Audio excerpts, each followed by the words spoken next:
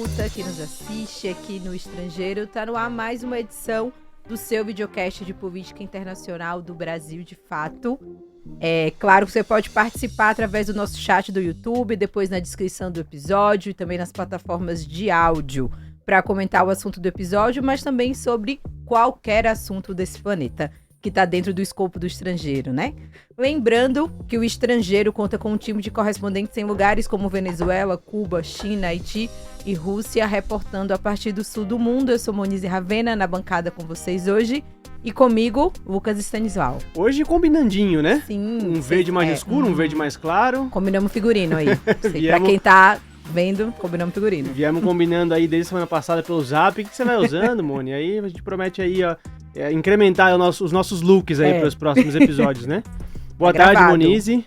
Boa tarde. Muita satisfação estar aqui contigo, dividindo essa bancada para falar de um tema muito importante hoje, que é pauta recorrente aqui no estrangeiro, mas que veio aí mudando um pouco o foco por conta dos terremotos que atingiram a Venezuela. A gente pautou a Venezuela aqui para falar da tragédia humanitária que estava assolando o país, mas nunca perdendo de perspectiva a política venezuelana, porque nesta quarta-feira o presidente Nicolás Maduro deve comparecer a uma nova audiência no Tribunal de Nova York. Ele, lembrando que está sequestrado desde o dia 3 de janeiro, ele e sua esposa, a primeira combatente, primeira-dama, Cília Flores, estão em cárcere lá numa prisão no Brooklyn, em Nova York, e devem comparecer nesta quarta a um tribunal de Nova York para mais uma audiência. O que significa isso, quais são as implicações e como é que anda a luta pela libertação do Maduro é o que a gente vai debater no episódio de hoje. Quero pedir para os ouvintes mandarem aí suas mensagens, seus comentários, suas perguntas. Também colaborar aí pelo superchat do YouTube, mandando sua contribuição, fazendo um pix pro BDF, Brasil de Fato, doe@brasildefato.com.br, a nossa chave pix, também no Apoia-se, apoia.se/Brasil de Fato. E hoje vai ter Venezuela, vai ter correspondente, vai ter analista, vai ter Terra Plana lá no final do episódio, muito competitivo, concorridíssimo. Uma hora cheia. Exatamente. Vamos até as 4 da tarde juntos e não sozinhos, né, Moni? Exatamente, agora são 3 horas e 3 minutos. Queria chamar aqui o Leonardo Fernandes, nosso correspondente na Venezuela. Léo acabou de voltar para Caracas, né, depois de uma curta temporada no Brasil. E aí vai continuar essa correspondência, né, a partir de lá. Léo, bem-vindo ao estrangeiro. E eu já queria começar te perguntando, para a gente situando melhor esse assunto do nosso tema de hoje, né? Quais são as condições do presidente Nicolás Maduro e da Cília Flores na prisão, né? Que notícias a gente tem disso? Eles têm se manifestado em algumas ocasiões, às vezes por meio de seus advogados, né? Por comunicados aí à nação venezuelana, como no terremoto, por exemplo. E quais são o conteúdo dessas declarações? O que eles têm dito? Bom, primeiro, saudar você, Monize, Lucas, a todos que nos acompanham aqui no estrangeiro. Eu também, vim a caráter, não sei se dá para ver aí, mas eu tô de verde escuro, não é preto, é verde escuro. Olha só, para combinar com os nossos digníssimos âncoras. E a partir daqui de Caracas, a partir de agora, reportando aqui para o Brasil de Fato, uma satisfação sempre participar aqui do estrangeiro. Monize, é importante a gente situar que já são 200 dias, né, do sequestro de Nicolás Maduro e Cília Flores. Essa marca foi alcançada no dia de ontem. A gente sabe disso porque todos os dias a gente passa pela Praça Bolívar de Caracas e ali há um contador de dias, horas, minutos e segundos que o presidente Nicolás Maduro e a deputada e primeira-dama Cília Flores estão sequestrados pelo governo dos Estados Unidos. Essa foi a terceira audiência realizada no Tribunal de Nova York. Terminou há pouco mais de uma hora.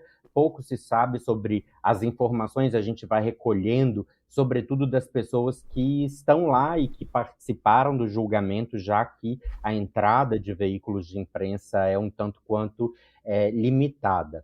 Bom, o que a gente sabe sobre a prisão de Nicolás Maduro? Ele está detido em uma cela de isolamento com tamanho de 3 por 2 metros no centro de detenção metropolitano do Brooklyn, em Nova York. As condições da prisão, a rotina da prisão, é uma rotina bastante rígida. O presidente Nicolás Maduro não tem contato com outros presos nesse centro de detenção, além de que ele tem acesso limitado a outras instalações, inclusive a chuveiros e outras instalações ali daquela penitenciária, além, claro, de permanecer em vigilância permanente.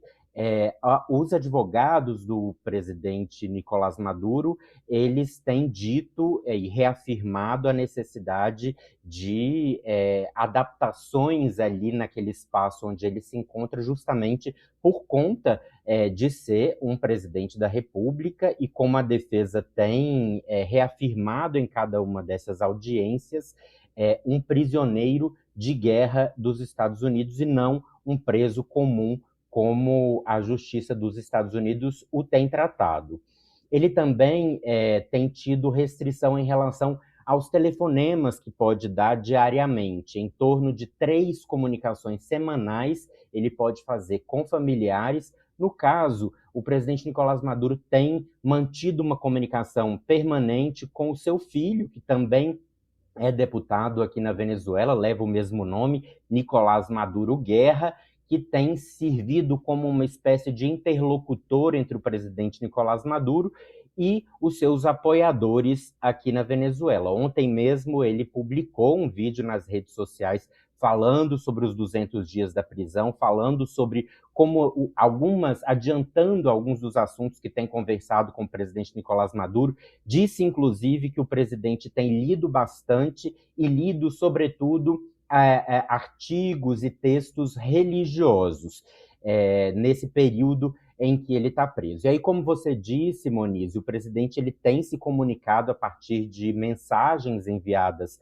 à população venezuelana logo depois do terremoto que aconteceu aqui na Venezuela no dia 24 de junho. O presidente se dirigiu à população, pediu serenidade e, sobretudo, unidade da população venezuelana para enfrentar essa situação difícil que se inaugura a partir desse duplo terremoto. E a última mensagem enviada à população foi no último dia 19, que aqui na Venezuela se comemorou o Dia da Criança, que para a gente é lá no 12 de outubro, aqui é 19 de julho, e ele enviou uma mensagem às crianças da Venezuela, e ressalto que nessa mensagem havia várias passagens bíblicas corroborando aí o que o filho do presidente Maduro, o deputado Maduro Guerra, tem reportado nas suas redes sociais e nas entrevistas que tem dado. Lembrando que o Nicolásito, né, esse apelido carinhoso do filho do Maduro, ele tem uma relação muito forte com a igreja evangélica na Venezuela e tem esse caráter religioso muito forte, né? E eu li, Léo, não me lembro aonde é a fonte agora, mas que parece que o Maduro conseguiu levar 3 livros para a prisão, que era uma Bíblia, uma Constituição da Venezuela e a cópia do discurso do Bolívar no Congresso de Angostura. 3 documentos que estavam com ele ali, que ele lia, tipo, todo dia, assim. E um spoiler aqui, que em breve a gente vai ter entrevista, né, com o Nicolás Guerra aqui no Brasil de Fato. Diretamente de Caracas com Léo Fernandes. Olha só, Moni, temos mais uma presença aqui nos nossos estúdios hoje, ilustre, o nosso querido analista Hugo Albuquerque, advogado e membro da editora Autonomia Literária. Hugo, obrigado por estar aqui com a gente. E eu queria já puxar aí uma pergunta para a sua área de atuação. Como advogado, explica pra gente como é que se julga um presidente sequestrado. Tem jurisprudência para isso? Para onde vai o julgamento do Maduro? Na verdade, é um ato de guerra, e o governo Trump ele transforma um ato de guerra em um crime comum, né? Isso é algo que o fascismo ele faz há muito tempo, né? É você produzir uma guerra civil ou uma guerra internacional. Normalmente a extrema-direita produz os 2 tipos de conflito, e você normaliza esse tipo de atos dentro do direito interno. Então você transforma uma questão internacional num caso de direito criminal, que não tem cabimento, né? Mas aí você cria uma farsa jurídica, e isso é a chamada medida de exceção no seu estado mais puro, que o fascismo produz aos borbotões, né? Desde a Itália, da Alemanha, e o Trump pratica lá, né? Então, como é que você justifica sequestrar? O ato do sequestro do Maduro foi um ato bárbaro. É um ato bárbaro porque ele não viola só os direitos humanos e o direito internacional, ele viola o direito de guerra. Essa coisa de você sequestrar um líder estrangeiro que você está em conflito é uma coisa que os bárbaros faziam ao longo da história. Então, boa parte da divisão do que é civilização, o que é barbárie, se dá pelo cumprimento ou não de regra de guerra. Né? Você declara formalmente uma guerra, coisa que o Trump não declarou. Já começa a operação militar contra a Venezuela. Sim. Que é aquilo. De acordo com a Constituição americana, aquela operação militar já é algo ilegal. Mas desde o fim da Segunda Guerra Mundial, os americanos criaram leis, um arcabouço legal que autoriza o presidente americano a fazer essas operações militares extraterritoriais, e é o que a gente mais vê. Eu não sei se vocês sabem, mas desde a Segunda Guerra Mundial, todas as guerras que os americanos entraram foram guerras ilegais, foram inconstitucionais. Por quê? Eles não declararam uma guerra, fizeram um procedimento no Congresso. Foram Até atos. a Guerra da Coreia? Não. Foram iniciados pelo presidente. E aí depois o Congresso vota se vai realmente chancelar, homologar esse ato ou não. O Congresso americano criou uma lei no final a Lei de Segurança Nacional, lá no final da Segunda Guerra Mundial, que criou essa autorização, mas a Constituição americana fala o contrário, né? Então, pela Constituição americana, a questão da Venezuela deveria ser debatida, o Congresso votar, né, ou não, mas quem tem promovido a guerra lá, desde o fim da Segunda Guerra Mundial, é o presidente. E o presidente tem tomado atos unilaterais, presidentes democratas, republicanos. Então, como é que a gente explica, à luz da Constituição americana, esse ato do Trump? Não tem como explicar. E sempre me parece que tem um cavalo de batalha deles, né? A primeira era a ameaça do comunismo, a ameaça vermelha para conter, seja na Coreia, no Vietnã, onde quer que fosse. Depois, a ameaça do terrorismo. Depois, o 11 de setembro, virou a ameaça do terrorismo, e com isso eles derrubaram diversos governos. Saddam e agora Hussein, volta a ameaça Gaddafi. do comunismo, do socialismo. Agora volta a ameaça do socialismo, e aí agora um elemento do narcoterrorismo, que é essa categoria que eles inventaram para poder, né, intervir tanto no Pacífico, na costa colombiana, quanto também na costa venezuelana. É uma ideia do Rubio, né? E aí a gente tem a disputa no interior do governo americano, porque o Marco Rubio quer ser presidente, o Vance quer ser presidente, o Trump quer continuar no poder. Então eles também batem cabeça do ponto de vista político, e de repente uma atitude é tomada meio que de última hora ali, né? Tanto que a própria decisão de o que eles fariam ou não com Maduro, em off, o que se sabe é que desde setembro o martelo estava batido para intervir militarmente na Venezuela. Mas eles não sabiam o que fazer com Maduro. A primeira decisão era matar Maduro. Aí depois eles... não, isso poderia pegar mal, criar uma instabilidade aí. Depois eles chegam nessa conclusão de que era possível fazer uma operação militar de alguma maneira para sequestrar ele. Mas isso é muito parecido com a história do Império Romano, sabe? Já teve histórias também da China lá, que bárbaros foram lá sequestrar o imperador chinês. Não é um ato usual. Você declara guerra, você pode até matar o líder estrangeiro dentro das regras de guerra, ou, digamos assim, submete ele, depõe ele. O que o Trump faz está fora das regras da civilização, mas não é algo incomum do ponto de vista sociológico, antropológico, que um presidente americano faça isso. Porque por mais que os Estados Unidos tenham nascido sob esses auspícios iluministas e escambau, sempre teve uma dimensão bárbara naquilo, que se expressou por meio do fundamentalismo cristão, que é algo que está lá desde o começo, é algo que atravessa o tempo e que vai se manifestando primeiro na escravidão, depois massacre dos povos originários, depois na importação de mão de obra estrangeira para exploração de uma maneira muito brutal nas fábricas, e as guerras que eles se envolveram na América Latina, né?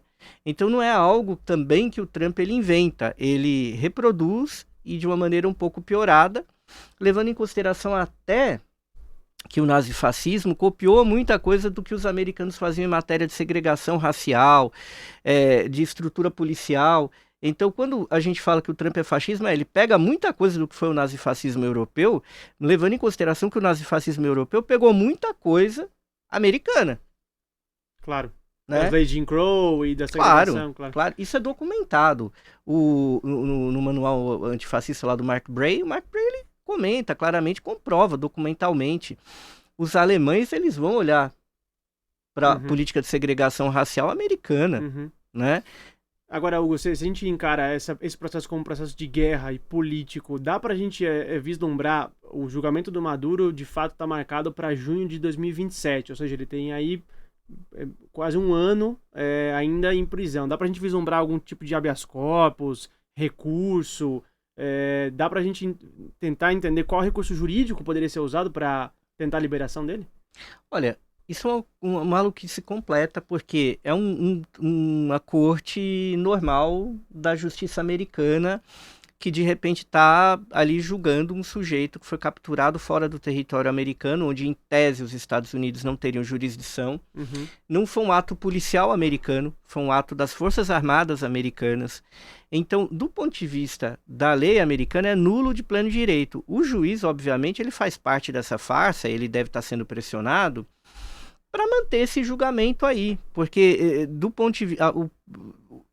pouco que se estude a respeito do direito americano não tem fundamento algum que foi feito ali. Uhum. Então é uma fraude, é um exercício de lawfare, não muito diferente aqui de Lava Jato, de todos esses processos, levando em consideração um ponto importante.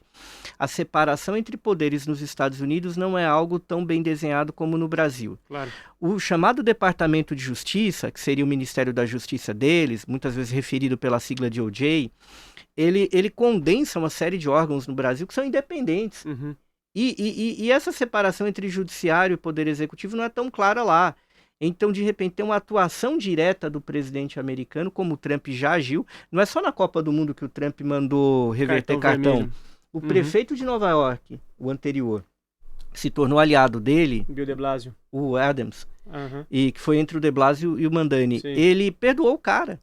E ele pode fazer isso, verdade. porque ele é o presidente, ele manda no secretário de Justiça. O secretário de Justiça ele pode chegar no Ministério Público, porque o Ministério Público dos Estados Unidos está sob controle do Ministério da Justiça. Claro. Olha que curioso. Claro. Aí o presidente dá ordem, tem de perdoar o cara. E aí acabou. Quem acusa não existe mais. E aí a gente vê as inspirações de Moro e Dallagnol, né? Sim.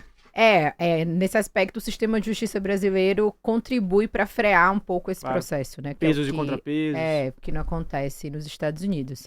Léo, e aí continuando, se aprofundando um pouco nesse tema da prisão e julgamento do Maduro, né? A Venezuela também vive sobre um bloqueio econômico dos Estados Unidos, né? E esse bloqueio tem dificultado, inclusive, a defesa do Maduro operar nos Estados Unidos, pagamento de advogado, de custos e tal, por conta dessas sanções. Como é que está essa situação? Pois é, Monize, é importante a gente explicar que, segundo a Constituição venezuelana, o presidente do país ou qualquer outra autoridade que seja processada por uma outra nação, ele tem o direito de ser defendido, de ter as custas do processo bancadas, pagas pelo Estado venezuelano. Isso que o governo venezuelano reivindicou desde o primeiro dia da prisão do presidente Nicolás Maduro. Esse pagamento de honorários para os advogados, ele acabou sendo liberado pelo juiz da causa no dia, ou melhor, pelo Departamento de Tesouro dos Estados Unidos no dia 25 de abril. Isso significa que essa audiência de hoje foi a primeira audiência em que o presidente Nicolás Maduro e a primeira-dama Cilia Flores participaram ali com advogados constituídos e remunerados. Até aquele momento, os advogados não tinham acesso aos recursos do governo venezuelano. Agora, na época que houve essa liberação, Moni, Lucas, professor Hugo, eu conversei com algumas pessoas ligadas à defesa do presidente Nicolás Maduro aqui, e eles me chamavam a atenção justamente para o tema da ilegalidade desse processo que o professor trazia agora. Esse tema do pagamento da defesa, por exemplo, nunca foi uma ameaça para que o presidente Nicolás Maduro tivesse acesso à defesa, ou seja, os advogados, mesmo que de forma voluntária, continuariam fazendo a defesa do presidente. Mas, claro, esse tema foi colocado e foi levado junto ao processo justamente para deixar claro a ilegalidade, tanto do ponto de vista da prisão, do sequestro do presidente a partir de uma operação militar, mas também do ponto de vista do devido processo legal, já que a Justiça dos Estados Unidos impedia, portanto, que o presidente Nicolás Maduro tivesse acesso a sua defesa. Agora, tem um outro elemento nesse caso que é interessante, que me chamavam a atenção, sobretudo as lideranças do chavismo aqui na Venezuela, é que ao autorizar que o Estado venezuelano ele banque, ele arque com os custos da defesa, também a Justiça dos Estados Unidos reconhece, portanto, que o presidente Nicolás Maduro não possui fundos suficientes para arcar com os custos legais desse processo, ou seja, também a defesa tem utilizado, a defesa e os apoiadores do presidente Nicolás Maduro, usado esse caso do impedimento de pagamento dos honorários da defesa para derrubar a tese de malversação de fundos e enriquecimento ilícito que os detratores do presidente Nicolás Maduro acabam acusando. De fato, agora a defesa constituída está sendo paga, mas como você disse, Simone, há um bloqueio que ainda pesa sobre a economia venezuelana, isso em relação a todas as relações comerciais, jurídicas, seja interna ou externamente. E essa é uma reivindicação do governo venezuelano, que cessem as sanções, que até o momento são em torno de 1.000 sanções, seja a funcionários ou instituições venezuelanas que seguem vigentes. Léo, e aí aqui uma observação do ponto de vista pessoal, que eu esperava, a gente tá aí com esses 200 dias de prisão do Maduro e da Cília, né, um nível de mobilização mundial maior, né, em torno do, um pouco parecido com o que a gente viveu aqui no Brasil com a prisão do Lula e tal, e a gente tem visto pouca mobilização em outros países e tal. E também queria entender contigo como tá essa mobilização aí na Venezuela. Ela tá acontecendo, então o movimento popular venezuelano, as comunas e tal, como é que elas têm se manifestado em torno desse tema da prisão? Pois é, Monize, eu cheguei em Caracas logo depois do terremoto e eu posso dizer que é o assunto número 0 da Venezuela, é a recuperação do país diante do duplo terremoto de 24 de junho. E isso ajudou a esfriar um pouco, ainda mais, a campanha pela liberdade do presidente Nicolás Maduro e de Cília Flores. É interessante que aqui mesmo em Caracas, se você anda pelas ruas ou se você viaja pelo interior, você vai ver muros pintados, cartazes, outdoors que pedem a liberdade de Nicolás Maduro e Cília Flores. Mas, por outro lado, as autoridades do governo, desde antes do terremoto, têm, de certa forma, evitado tocar no assunto.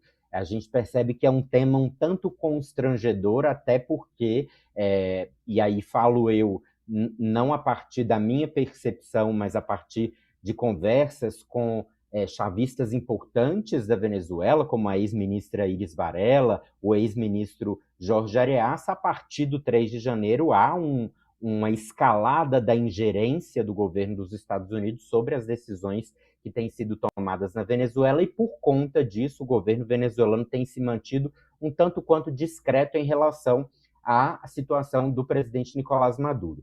Já há grupos chavistas, principalmente aqueles ligados ao filho do presidente Nicolás Maduro, Maduro Guerra, a deputada Tânia Dias, que também é muito próxima ao presidente Maduro, há um esforço para manter a campanha permanente. Hoje, por exemplo, foi convocada uma manifestação na Praça Caracas, que fica bem no centro histórico da capital, em defesa da liberdade de Maduro e Cília. Algumas outras capitais, mundo afora, também fizeram manifestações. Foi o caso do México, que convocou uma manifestação em frente à Embaixada dos Estados Unidos, e em Nova York também ocorreram algumas manifestações ali nos arredores do Tribunal de Manhattan, onde houve a audiência. Agora, essa constatação que você faz, ela é certíssima, né? Houve um esfriamento dessa campanha, uma espécie de vamos deixar que a justiça, digamos assim, e a diplomacia judicial também atue nesse caso, esperar um resultado, mas também há uma consciência no povo venezuelano da absoluta ilegalidade, da absoluta falta de base material para essa prisão. Portanto, embora haja esperança, há pouca expectativa também em relação a uma eventual liberdade do presidente e da primeira-dama no próximo período. Então, acho que é um pouco essa a situação que eu percebo, não só aqui na Venezuela, mas também buscando aí monitorar essas manifestações mundo afora, Monize. Esse tema da maior ingerência dos Estados Unidos na política venezuelana também acho que é um tema para a gente continuar aqui nos próximos programas. Seguramente, porque agora o terremoto deu uma embolada, né, no cenário. Eles mandaram ajuda humanitária, ao mesmo tempo que estão fazendo exercícios militares, e aí ficou esse ponto de contato entre Washington e Caracas está nebuloso, e meio discutir isso. Mediado por esse desastre e tal. Exato. Sobre isso ainda, né, da campanha não ter ganhado tanta tração ainda, né? Tem um historiador italiano que escreve sobre o governo do Gaddafi na Líbia, o Matteo Capasso, e ele trabalha muito na chave do rogue state, né? Essa coisa do Estado pária, da construção, como se constrói um Estado pária para a política internacional, para a opinião pública internacional. E eu queria te ouvir sobre isso. Por que você acha, a sua opinião de por que você acha que essa campanha Maduro Livre não está ganhando tanta tração, e se tem a ver um pouco com anos e anos de construção da Venezuela como esse Estado pária, do Maduro como esse líder não legítimo, né, ilegítimo, ditador, autoritário, caricato. Se passa um pouco também sobre essa desumanização da figura do Maduro. Não, naturalmente que sim, né? O Maduro, ele foi... Eu acho que envolve uma série de cálculos ali. O Maduro, ele não recuou diante das pressões americanas claras durante o governo Obama, que começa a grande reação aos governos progressistas aqui. Que é logo nos primeiros anos do governo dele, né? Do Maduro, o próprio Maduro. Porque aí a gente tem a morte aí precoce do Hugo Chávez, né? Que há quem também questione isso daí, a versão oficial é uma morte ali por câncer. Teve uma eleição, Maduro ganhou uma eleição muito apertada contra o Henrique Capriles, alguém que era um daqueles líderes que foram criados imediatamente nessa onda de reação às vitórias progressistas na América Latina, que era o magnata, boa gente, o cara que administra bem. O Capriles, ele é um perfil igual ao Macri, claro, ao Romeu Zema. E Capriles, que agora é deputado de novo, né? Exatamente. E também o ex-presidente do Chile, que faleceu, que agora me escapa o nome de direita. Sebastião O Pinheira. Que era também aquela coisa, o magnata, democrata liberal que vai assumir ali. O Capriles, ele não se colocava como um cara da extrema-direita, né? Então, Maduro ganha por muito pouco. A oposição questiona aquela vitória pequena, né? A oposição venezuelana teve muito apoio americano naquele momento. E depois dessa vitória do Maduro que ele começa a ser bombardeado. E ele tem muita dificuldade para se colocar no poder para ocupar o vácuo de Hugo Chávez. Claro. Né? E aí também são uma série de problemas aí táticos, estratégicos, de construção da própria imagem. Eis que a oposição ganha uma eleição que é reconhecida para o legislativo, ela começa a trabalhar basicamente para derrubar o governo. Isso cria todo o impasse aqui e justifica as sanções que são colocadas pelo Obama. E que o Trump só vai piorar, porque ele tinha esperança que uma blitz econômica levaria uma queda da Venezuela. Ele basicamente trava a Venezuela, perde uma fonte de fornecimento de petróleo, mas ele não consegue derrubar o governo do Maduro. O Biden entra, ele não reverte tudo, ele cria meios para se abrir para a Venezuela, mas como uma armadilha. Não é? Porque o Acordo de Barbados, a gente tem de admitir, foi uma grande armadilha, que talvez o Maduro tenha sido empurrado para participar daquilo, mas já era uma fraude democrata para colocar a Maria Corina Machado. Sim. E aí, quando o Trump retorna, ele tenta voltar à sua linha do primeiro mandato, mas quem dá a linha sobre Venezuela e quem acaba se sobrepondo é o Marco Rubio. Não adianta a gente achar que isso é um xadrez 4D, que está todo mundo agindo de uma maneira muito bem calculada. O próprio governo americano não é linear. Claro. Quando se trata de Venezuela. Essa decisão é a boa e velha decisão ad hoc do sequestro. Ninguém sabia o que fazer, alguém vai tomando decisões de última hora e fala a saída é deixar o Maduro ali. Mas você acha que não há coordenação entre Rubio e Trump, então? Eu acho que tem muita canelada entre eles. E que o Rubio tem prevalecido em várias questões e que o Trump, em particular, anda muito fraco. Tanto que o próprio MAGA está rachando. Por hora ele é o presidente, mas o Rubio está muito forte no governo americano. E ele tem uma linha semelhante ao Bush filho, mais piorado, né? O velho neoconservadorismo piorado. Tudo isso contribui para a situação que o Maduro chegou. O Maduro, ele jogou de uma maneira muito pesada contra o imperialismo e teve muita coragem e acabou, de certa forma, cutucando a onça com vara curta, e eles construíram essa imagem, porque é um bombardeio semiótico, como a gente vê também contra a esquerda aqui brasileira, de demonizar o lawfare, ele depende dessa demonização da imagem. E assim, é óbvio que isso é errado, mas o campo progressista precisa estar preparado para isso daí. E eu acho que o cenário atual da Venezuela, claro, que além de tudo que aconteceu, tem um certo desarranjo e o governo venezuelano precisou de uma maneira se reacomodar num cenário exótico como esse. Há vários questionamentos internos, mas a necessidade de manter unidade ali é uma coisa muito confusa. E, de repente, ainda acontece esse mega terremoto. Claro. Então, tudo isso, na realidade, contribui para um cenário de que o Maduro ele tem esse paradoxo do regime venezuelano não ter caído, e aqui eu falo regime político, né, que só dizem que o do outro é o regime. Não, tem um regime americano, eu digo regime político venezuelano não caiu, mas o Maduro está sequestrado. A Venezuela não consegue ter força, nem uma aliança internacional para conseguir tirar o Maduro da cadeia. E por outro lado, a Venezuela agora está vivendo essa situação também foram duas situações surreais que se abateram lá. O sequestro do Maduro e o terremoto. Claro. E a entrada desses atores internacionais que a Venezuela lutou bravamente contra, mas às vezes até de maneira quase que heróica, mas isolada também. E ela se expôs para um perigo do ataque, né? Porque nem tudo é uma questão, às vezes, de voluntarismo. Quer dizer, é óbvio que tudo que o Maduro fez do ponto de vista do anti-imperialismo tinha razão. Mas é uma lição também de cuidado e de prudência estratégica, que não tem a ver com ética, com moral, porque do ponto de vista ético, o que ele criticou e o que ele falou, raramente ele teve errado ali. Mas é a estratégia de você entender que o outro lado lá também joga.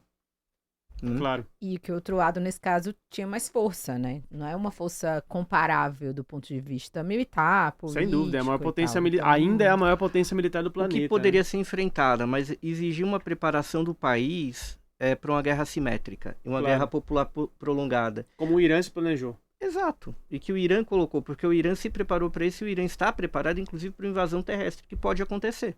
Mas não é o caso, não era o caso da Venezuela, né? Acho que, de fato, eles fizeram outras apostas desse ponto de vista tático, estratégico, e que não contribuiu mesmo para essa saída ali, enfim. Sim. Mas antes da gente continuar a nossa análise, eu quero fazer um convite para quem está assistindo a gente. Bora. Você que gosta do estrangeiro, dos conteúdos produzidos pelo Brasil de Fato, então ajuda a gente a continuar fazendo jornalismo independente e a contar o que a mídia comercial não conta.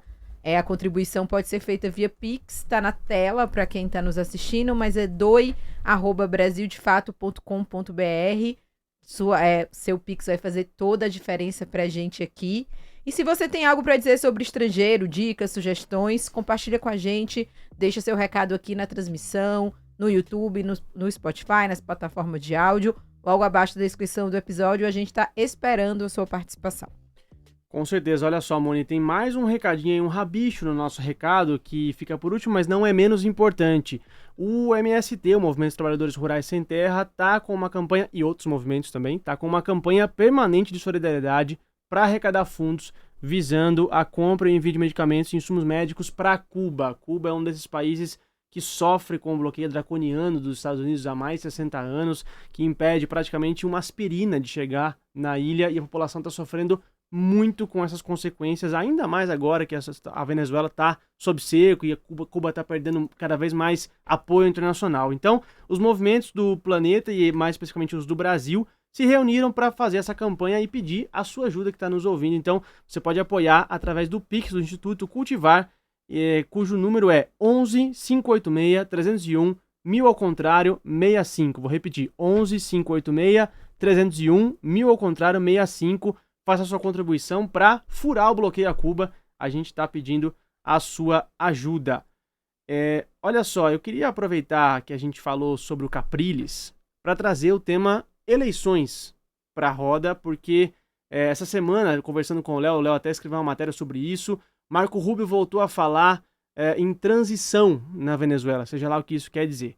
há uma pressão da extrema-direita, né, Léo, sobre a convocação de eleições na Venezuela. Maria Corina segue fora do país, ela que é a líder da extrema-direita venezuelana, segue fora do país, segue pressionando para isso.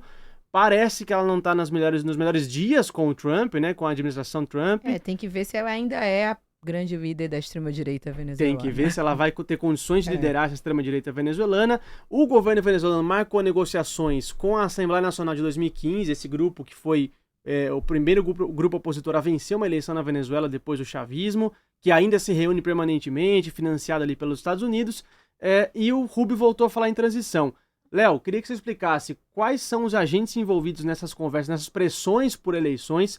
Constitucionalmente, o que diz a Carta Magna venezuelana sobre sucessão, convocação de um próximo pleito, e o que o Rubio está falando tanto que vai estar super envolvidaço aí com nessa mesa de negociação entre Caracas e os opositores?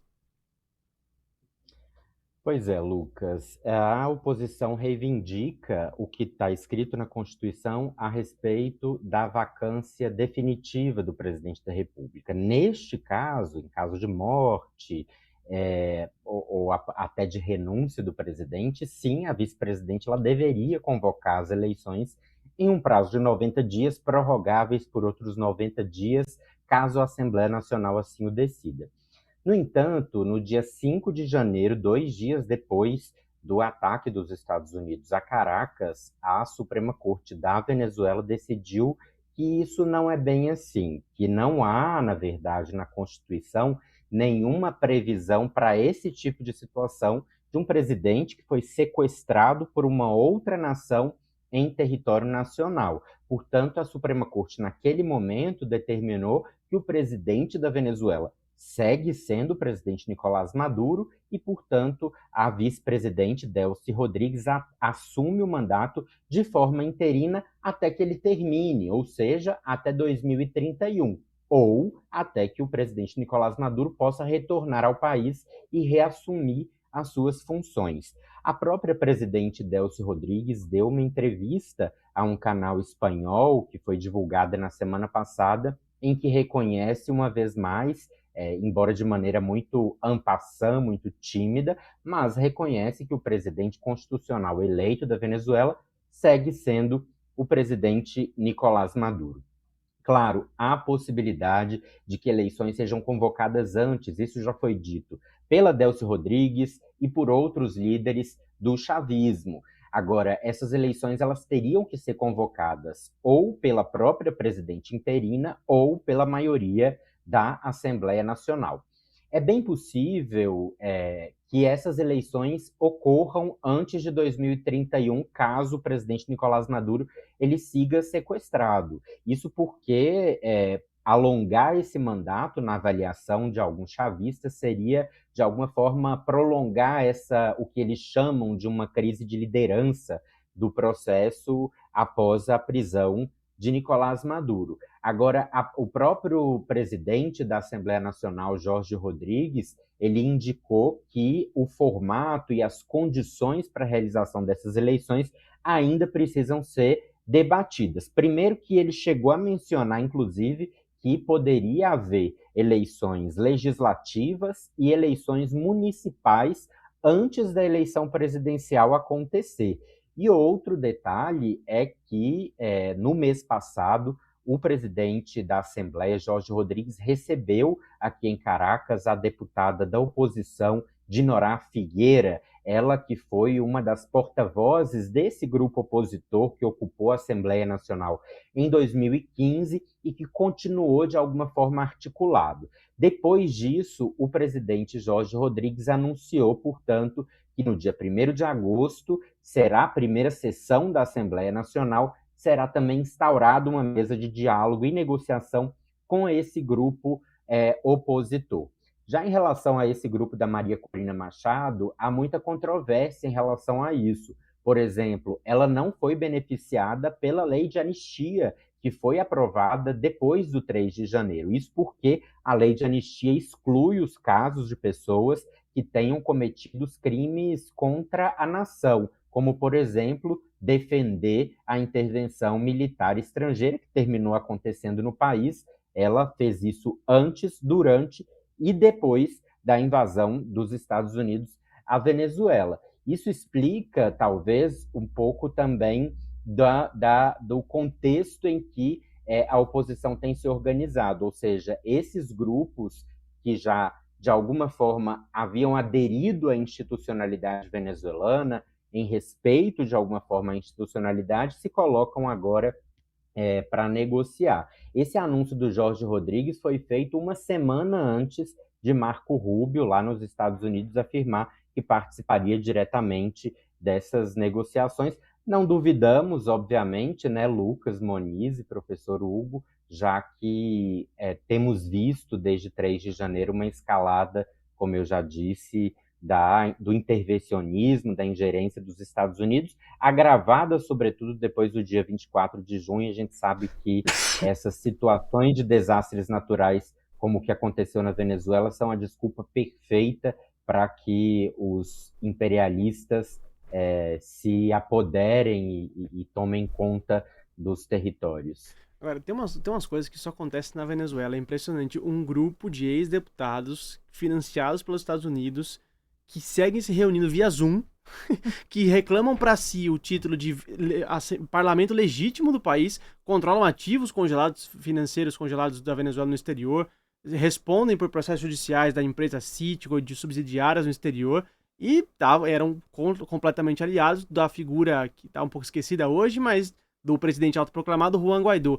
É umas aberrações que o bloqueio foi criando na Venezuela, que essas agressões foram criando, que assim, é chocante. É difícil até de explicar, né, pro ouvinte, todos esses vai e vens e tal, mas são aberrações políticas mesmo que o bloqueio criou contra a Venezuela, que eu fico surpreso ainda de ter que tratar desse tipo de coisa, sabe?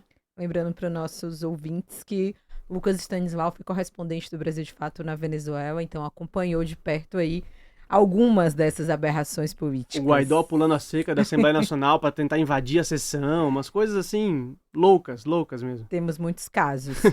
Teve um elemento que o El trouxe, né, que acho que é importante destacar, que mesmo a gente tem setores políticos à esquerda, né, na Venezuela, que também defendem que as eleições sejam convocadas antes do que é constitucionalmente previsto ali para 2031, né? Então é uma saída defendida pelo Marco Rubio, mas que com algumas nuances também é defendida por alguns setores políticos, assim.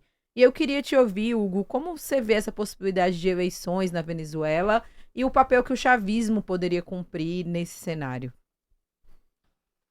Olha, primeiro que eu entendo que a situação maluca, vamos imaginar que é o Brasil, né? É que é um pouco diferente a Constituição em relação à relação até do presidente com o vice, né? Eu estou falando aqui do ponto de vista formal. Uhum. Mas não faria sentido a Venezuela chamar novas eleições, porque aí faz novas eleições, sequestram o presidente eleito e aí vai chamar outra eleição? Uhum. Claro. Não teria. Então a decisão política que está se discutindo na Venezuela, à direita ou à esquerda, mas que não é constitucional. De repente, se alguém fizer uma revolução lá, derrubar o atual regime, mudar a Constituição e falar, tudo bem. Agora, do que está valendo hoje, não seria legal. O legal seria a Delcy ficar até 2030, até a próxima data. Vamos imaginar a situação ridícula. Uma nova eleição, porque você constata a vacância, mas é uma vacância causada por um ato de guerra não declarado, que também a Venezuela não declarou guerra aos Estados Unidos. Sim. Né? Não há Constituição que pudesse prever isso, né? Mas assim, porque também a Venezuela concordou com isso? É óbvio, a outra seria os Estados Unidos entrarem aqui. Mas é também uma decisão errada, claro. Né? Não está correto isso. Oficializar um protetorado, né? Oficializar um protetorado meio que também de uma maneira aberrativa por conta de uma situação de emergência. Claro. Aí vai chamar novas eleições. O Rubio, aí ele tá discordando do Trump, porque o Trump, no fim, ele queria ter um jeito de apertar a Venezuela e ganhar concessões. O Rubio que entrando, muda o foco, oferece a possibilidade de uma vitória para o Trump que ele não encontrava em outras frentes aí pelo mundo, e ele consegue essa solução maluca do sequestro que a gente discutiu aqui durante o programa. O Marco Rubio, ele quer ser presidente, ele tá querendo, ok, vou desmontar o regime agora, né? Vou mudar o regime político da Venezuela. Aí ele pode desarranjar essa situação anômica, porém instável, que a Venezuela tá. É uma instabilidade estável com essa solução da Delcy lá no poder, meio que colaborando com os Estados Unidos e mantendo o regime ali. Se o Rubio vai meter a mão nessa cumbuca, o que ele tem para colocar no lugar e qual é a capacidade dele falar com os militares? Ele pode criar uma guerra civil ali. Se começar uma guerra civil na Venezuela, vai estar tudo perdido. Tudo. Inclusive o investimento que eles estão obrigando as petroleiras a fazerem na Venezuela, porque essa decisão de intervenção na Venezuela, inclusive, foi algo muito mal consertado entre a Casa Branca e as grandes petroleiras, que elas queriam, claro, intervir ali, tinham toda uma contrariedade à política soberana que vem do Chávez, mas elas queriam participar da decisão para fazer algo que funcione. Elas não estão, né? Algo que funcione para elas. Essa estabilidade também não interessa a elas, né? Então, quem que vai ser o presidente da Venezuela amanhã e quem que vai cumprir os acordos? Claro. E qual a legitimidade, qual o apoio popular para cumprir esses acordos? Então, todo mundo olha isso, inclusive porque é o que se comenta, muitos CEOs aí de petroleiras falaram, cara, matar o Maduro não vai contribuir para isso. Então, qual a solução? Vamos sequestrar o cara. Teria sido melhor chegar lá, submeter ele e fazer ele assinar um acordo internacional, falar, vocês perderam, vamos fazer um armistício aí. Teria sido uma saída melhor do que essa de sequestrar. Aí ficou essa maluquice. Vai chamar novas eleições em quais termos? A Maria Corina é um ativo muito ligado ao Partido Democrata. Por isso que eles não querem a Maria Corina. A Maria Corina tem o apoio da Igreja Católica e tem o apoio do establishment político europeu. Os dois grandes partidos europeus. O Partido Popular e o Partido Socialista Europeu, que é a centro-direita e a centro-esquerda da Europa. O Partido Republicano está numa batalha com isso daí. Então eles não querem colocar a Maria Corina ali, porque é isso que a Maria Corina representa concretamente, para além da gente tentar situar ela no plano cartesiano político. Aí, tudo bem. Os republicanos não querem a Maria Corina e agora o Rubio está falando em transição. Eles querem colocar quem ou quem no poder? Qual é o projeto, né? Ou eles acham que podem simplesmente entrar. É o mesmo problema que eu discuti aqui da última vez que eu vim aqui a respeito de Peru e Colômbia. Ganharam por uma margem muito pequena os candidatos pró-Trump e tal, e com questionamento ali das votações. Tá bom, com essa pequena margem que eles ganharam. E o projeto agora? Porque não basta ganhar, você tem de levar. Então, tem uma possibilidade aí de crise, porque tudo que o Rubio montou assim meio que deu certo em matéria de América Latina, mas tem um e depois. Né? Que é a questão do Iraque. Também, ganhou a guerra, ocupou. E aí? E depois? O que aconteceu depois? O caso da Venezuela tem uma chance muito grande de dar um problema, inclusive quando, muito provavelmente, os republicanos perderem a próxima eleição presidencial, os democratas quererem meter a mão nessa cumbuca e falarem, não, esse acordo quem fez aí foi uma coisa mirabolante do Trump e do Rubio. Eles vão entrar ali e vai dar problema. Claro. Entendeu? Um problema gerado nos Estados Unidos, né? Nem necessariamente na política venezuelana. Totalmente. E assim, o nível de conflitividade, né? No caso colombiano, dias antes do segundo turno eu conversava em off com uma fonte do governo Petro e ele me disse, olha, é muito provável que o Espriella ganhe e o melhor para ele é que ele perdesse. Porque o país que ele vai pegar, convulsionado, no quesito de paramilitarismo, guerrilhas, ele vai desmontar os acordos de paz. O melhor para ele é que ele não ganhe. Porque o Trump tem um histórico de abandonar seus aliados, de dar facada nas costas. O melhor pro Espriella é que ele não vença. Esse é o melhor cenário para ele. Se consolide numa liderança de um setor opositor, da sociedade. Exatamente. Então é isso, é um nível de conflitividade. Olha só, Muniz, a gente está tendo uma audiência excelente aqui hoje, alguns comentários muito interessantes.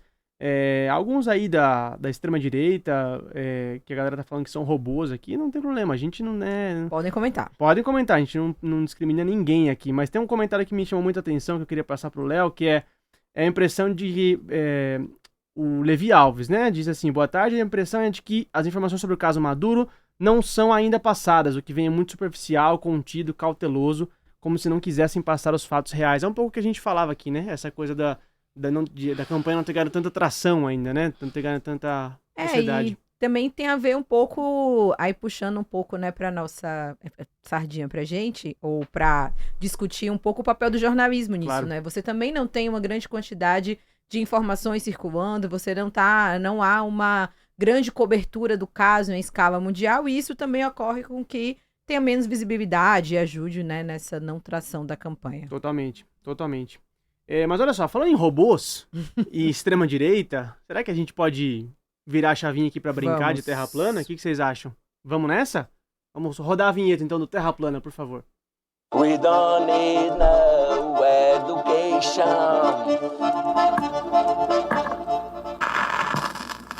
A Terra é plana. Então tá. Então tá bom.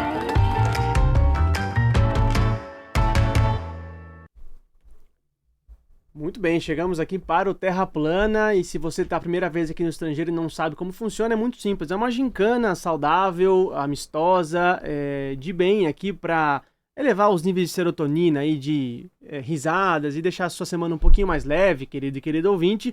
E a gente vai disputar, todos nós, por esse lindo e maravilhoso troféu que eu não me canso de mostrar e de elogiar a belezura desta obra de arte aqui que engrandece e embeleza a nossa redação.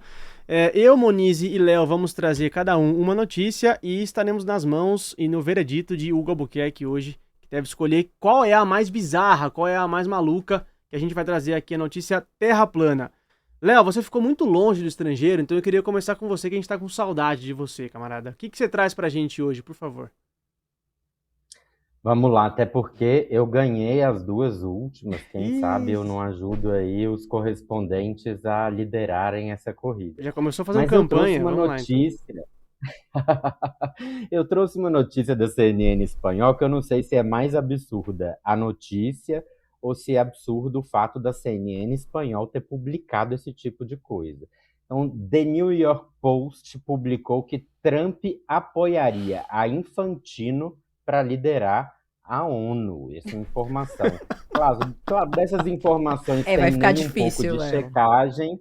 Já ganhou. Mas o presidente Donald Trump é capaz. Ele é capaz e a gente viu nessa Copa do Mundo a relação estreita entre Trump e Infantino, que interferiu, inclusive, em alguns resultados de partidas de futebol. A gente acompanhou isso. Eu não duvidaria, viu? Por mais absurdo que seja, não duvidaria desse tipo de iniciativa do presidente, se é que a gente ainda o pode chamar assim, dos Estados Unidos. Quem que ele vai indicar para presidir a FIFA, então? É melhor nem perguntar muito. Marco Rubio, quem sabe? Cara, que chocante, ele né? Ele pode indicar o Messi. O Messi, resta saber se ele vai aceitar, né? Aí teremos a comprovação definitiva de que lado está Lionel Messi. Vou nem duvidar. E aí, Mônica, o que você trouxe pra gente? Então, eu tinha um outro Terra Plana, vou confessar aqui, que era um Terra Plana latino-americano, mas eu não vou fazer. Não vou fazer, todo mundo pode ficar pensando aí, não era o Milley. Ok. Ih, não era o Milley? Não era o Quem Milley. Era América Central. América, assim. Bukele. Talvez não. Talvez não. E aí eu trouxe uma notícia de verdade, todas são de verdade, mas uma notícia...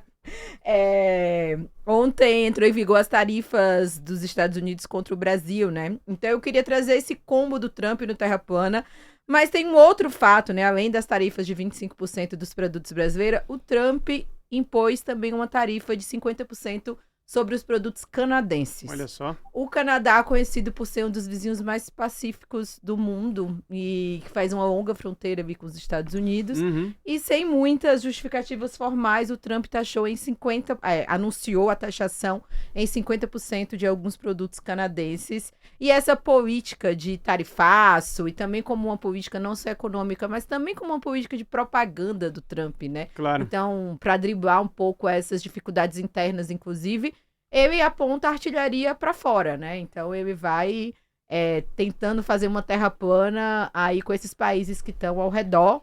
Então é esse. Metralhadora de tarifas, né? Tipo isso. E olha só, sem querer dar um spoiler, mas daqui a pouquinho a gente vai ter o BDF Entrevista na nossa programação. Na sequência, aí por algum acaso, fui eu que gravei a próxima entrevista com o que você está dizendo. Com o Pedro Faria, e a gente falou justamente do tarifaço, e a análise dele foi nesse sentido. O tarifaço do Trump é completamente inconsequente, alucinado. Tipo uma terra plana. Tipo uma terra plana, assim, não dá pra prever o cara. E é um pouco isso que o Hugo vinha trazendo, a falta de coordenação entre os quadros ali do governo Trump. Então, daqui a pouquinho, fiquem aí ouvintes que vocês vão... Eu também, você tá fazendo propaganda pra mim, inclusive, né? Fazendo uma torcida aí no terra plana. Isso, tô levantando a sua bola aí pra você ganhar o troféu. Mas olha só, eu vou no Trump ainda, porque essa semana... O Trump publicou um relatório, mentira, foi na sexta-feira passada. O Trump publicou um relatório, desclassificou, né, um relatório da CIA sobre... Ele disse, olha, ali nesse relatório desclassificado tá a prova de que as eleições da Venezuela foram fraudadas. E aí você vai ler o relatório, né? O relatório da CIA ali com as partes tarjadas, grifadas, que não dá para ler, mas você vai ler o que é possível da leitura. E ali no relatório está explicitamente escrito, claro, a CIA constatando, os observadores da CIA, chamados espiões, né? Constatando pressões do executivo, utilização da máquina do Estado para pressionar instituições democráticas, mas ali, em determinado momento do documento, está dizendo: não foi possível encontrar evidências concretas de que houve fraude sistêmica na eleição. Ou seja, o relatório que ia provar a fraude diz que não tem evidência de fraude. Isso, para mim, é assim, o ápice da incongruência, da falta de coerência entre uma coisa e outra. Para quem quiser ler, o relatório está aí disponível em todas as páginas, inclusive na página da CIA, do Departamento de Estado. Você pode ler a versão em inglês, que dá para ver claramente ali dizendo que não há evidências. Hugo Albuquerque, obrigado, camarada, por mais essa participação maravilhosa aqui no Estrangeiro. E, por favor, para quem vai, o troféu dessa semana.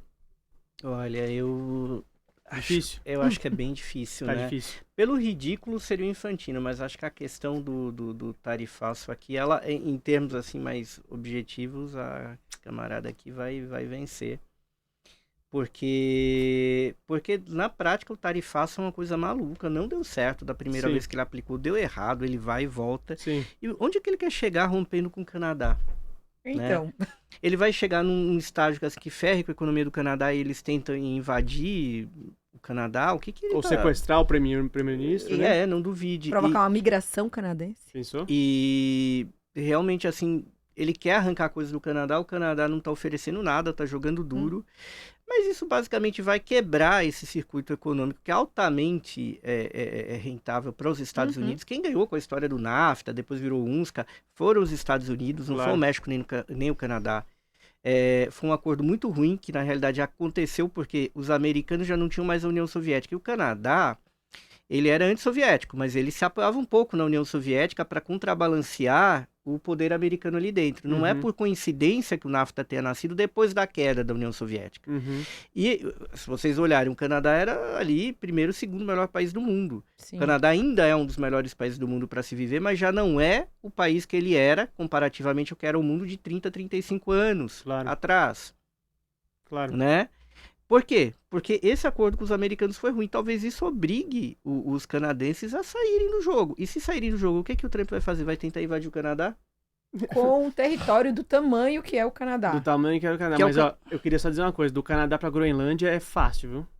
Um pulo. É um pulo. É um pulo. Perigoso. Mas é uma coisa completamente burra que pode levar uma queda do Império Americano de um jeito muito ruim para a humanidade, de levar um colapso. Porque tudo que o Trump está fazendo, para concluir, é assim, e obviamente para o Trump, né, e os três, né, a gente está discutindo Trump aqui, mas o que ele está caminhando para fazer é produzir uma grande crise econômica mundial, que vai arrebentar com a nossa vida aqui também, a nossa vida particular. Eles vão cair, alguma coisa vai entrar no lugar em algum tempo, assim, tipo a pandemia. Mas ele está produzindo um colapso bem abrangente, né? Totalmente. Monize, quando você precisar de um marqueteiro para alguma coisa na nossa vida, você me contrata, você me chama, tá? Que eu acho que eu fiz o seu voto aqui. Eu sou boa de terra plana, tá? Por isso, então, vamos ver aí o placar. Nossa, mas é, assim, uma surra, né? Eu acho ainda que tá errado. Eu acho que eu tava com 13 na semana passada. Ih, mas Eu já tô... todo episódio a gente tá chamando o VAR? Alguns aí. Quero recontagem. Competitiva. Olha só. A Moni disparou, assim como diz a canção, com 13 pontos na frente, e eu sigo ali atrás com 9, e os correspondentes, Léo, você precisa vir mais vezes e trazer mais uns super trunfos aí, porque os correspondentes estão só com 6, cara. Perdemos o Léo no último minuto? Mas... Não, Oi. Agora estamos ouvindo. Oi, me ouvem? Agora estamos ouvindo, sim. Eu juro que eu tentei, eu trouxe o Infantino, eu achei que era imbatível, mas claro, Monize sempre genial no monitoramento da Terra plana. Léo, obrigado, viu? Boa sorte aí, boa volta para Caracas. Obrigado, querido. Fica aí como sugestão de leitura o artigo que o Lucas acabou de mencionar, da CIA, que aliás a diplomacia brasileira também deveria ler, viu, Lucas? Com certeza, Léo, com certeza. Moniz e Ravena, obrigado por mais uma bancada maravilhosa aqui. Obrigada pra todo mundo. Lucas, Hugo, Léo. E a semana que vem a gente segue no Estrangeiro. Seguramente. E olha só, o Estrangeiro que é apresentado por mim, Lucas Stanislau, e por Moniz e Ravena. O programa tem direção e produção da Camila Salmásio. A edição e sonorização é da Caroline Porcel. Na operação do Switcher tá a Marina Ortega. A identidade visual é do Rafael Canoba. E aqui no BDF, a coordenação de jornalismo é da Moniz Ravena e minha, Lucas Stanislau, e a direção executiva é da Nina Fidelis. Querido ouvinte, muito obrigado e fique agora comigo no BDF Entrevista. Até quarta-feira que vem.